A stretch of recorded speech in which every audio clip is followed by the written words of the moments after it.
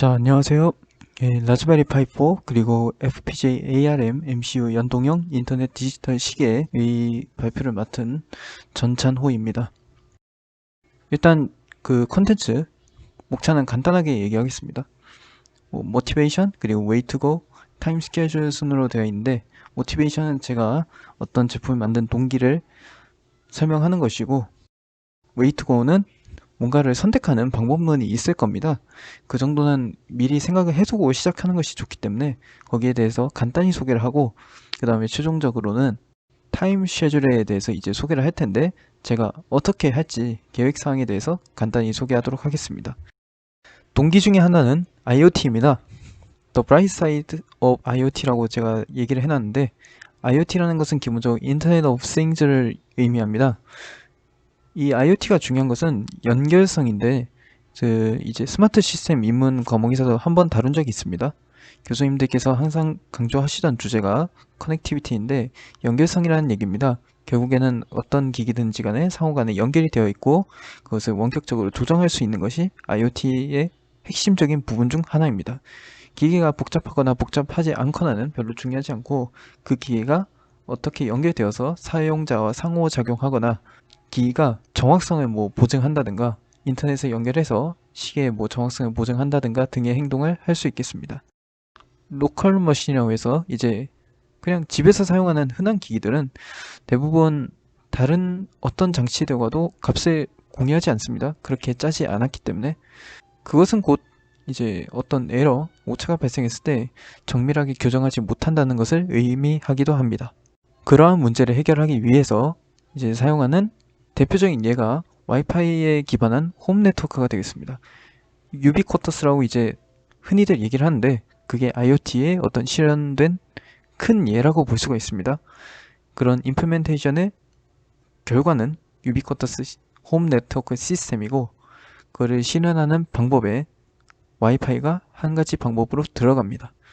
물론 블루투스를 쓸 수도 있지만, 블루투스는 클래스에 따라 다릅니다만 최상위 클래스를 사용해도 교신 한계는 장애물이 없을 때 100m 정도의 한계가 있습니다.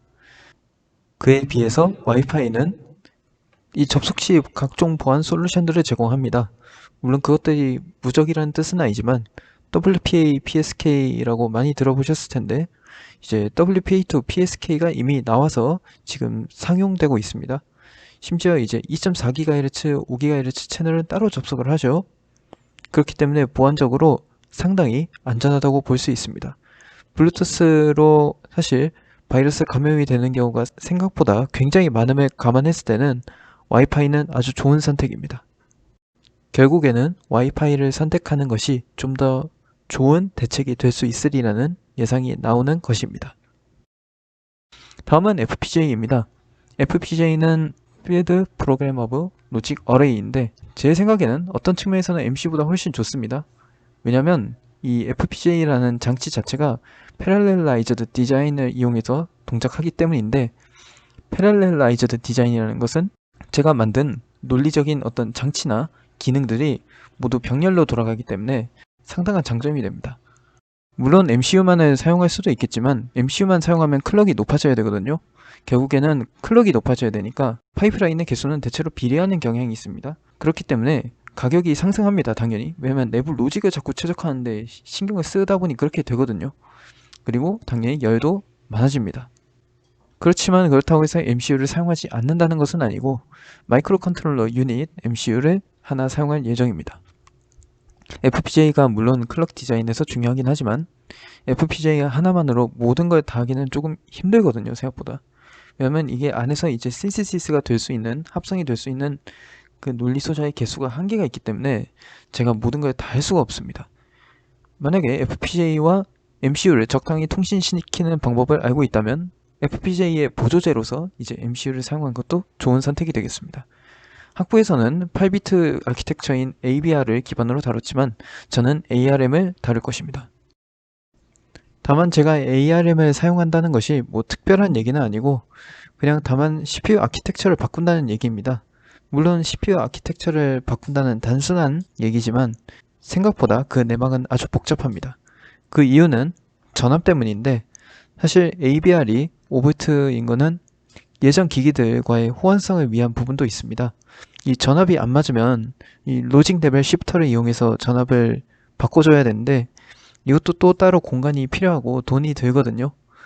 다만 이번에는 FPGA가 3.3V 로직을 사용하고 있다는 점에 보았을 때 와이파이 칩도 어차피 3.3V를 사용하니까 ARM CPU로 이동해도 문제가 없겠구나 하는 판단이 들어 ARM CPU를 사용하게 되었습니다. 어떻게 해야 될지는 뭐 간단히 생각을 해보면 여기 이제 도표가 나와 있는데 간단히 참고하시면 됩니다. 특별히 복잡한 내용은 아니고 그냥 클럭이라는 이제 큰 덩어리가 있는 거죠. 결국에는 기계 덩어리입니다.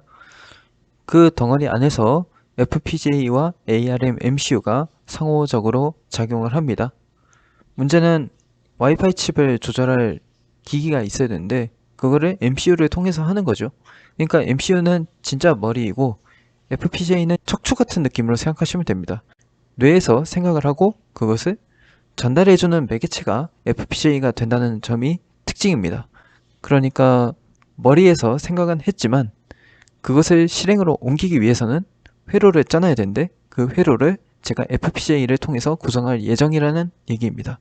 그래서 ARM은 이제 와이파이 칩과 통신을 하는데 중요한 거는 인터넷을 오고 가야 되기 때문에 ISP의 협조를 받아야 합니다. 협조를 구하는 것이 어려운 일은 아닙니다. 사실은 제가 그냥 설정을 한다는 얘기를 협조한다고 얘기를 하는 건데 원칙적으로 대부분의 ISP는 중요한 포트에 대해서 개방을 하지 않고 있습니다. 웬만해서는 적어도 우리나라의 ISP들은 외부로 통하는 포트를 개방해주지 않는 것이 원칙입니다. 그렇지만 우리나라의 ISP도 표준을 지켜야 하기 때문에 모든 포트를 막을 수는 없고 그래서 뒤쪽에 이제 한 뭐 3만 번쯤 되는 포트들은 다 열려 있습니다.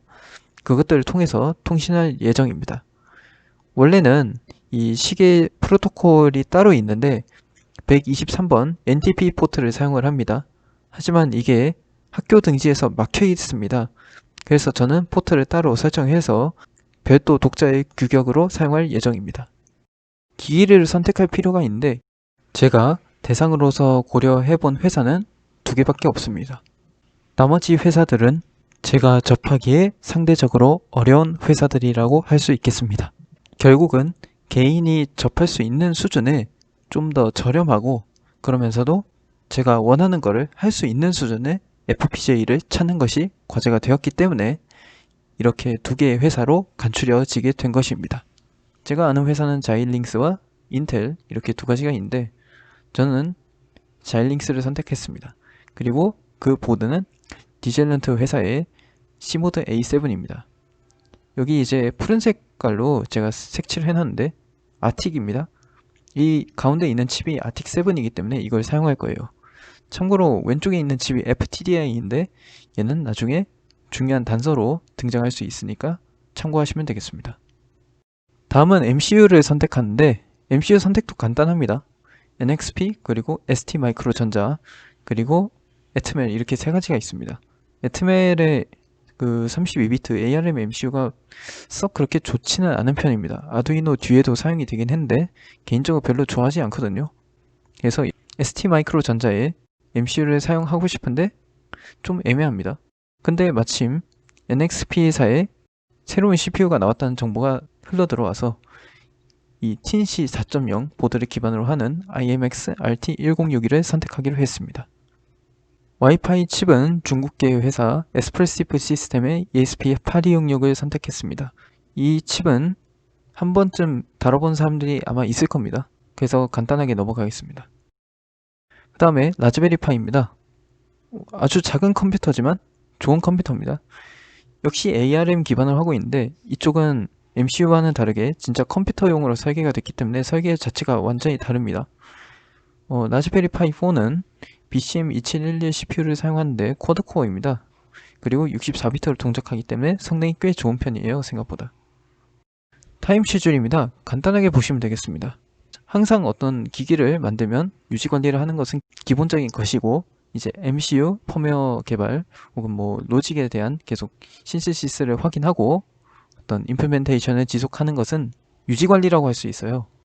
그 외에 3가지 중요한 부분들이 있는데 일단은 회로도를 만들어야 됩니다. 회로를 만들려면 그려야죠.